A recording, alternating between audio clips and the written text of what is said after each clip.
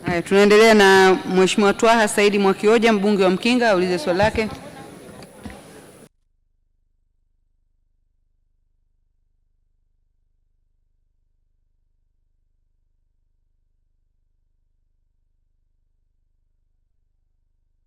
Korogwe inajulikana kwa jina la Old Korogwe kwa Mndolwa, Magoma, Mashewa, Bombo, Mtoni, Mabokweni yenye urefu wa kilomita 127.69.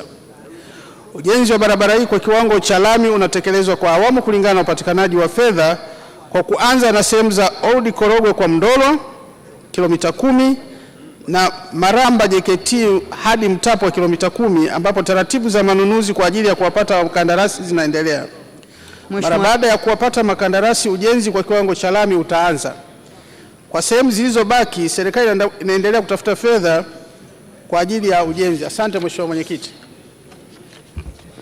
Mheshimiwa Twaha Saidi Mwakioja.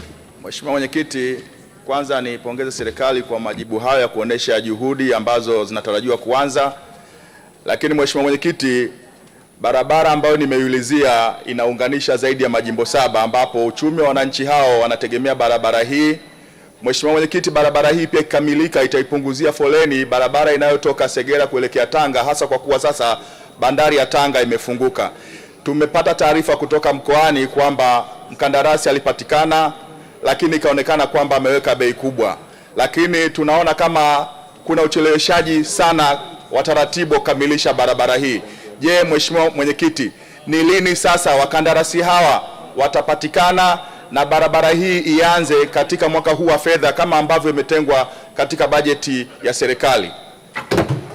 Majibu Mheshimiwa Waziri. Mheshimiwa Mwenyekiti, nakubaliana na Mheshimiwa mbunge kwamba barabara hii ni muhimu, lakini nimhakikishie tu Mheshimiwa mbunge kwamba tunavyoongea sasa hivi hii kipande cha Maramba JKT Mtapwa kimeshakamilika na kimeshatangazwa tayari ili wakandarasi waweze kuiomba, na nadhani baada ya siku 10 tutafungua hiyo tenda. Asante Mheshimiwa Mwenyekiti.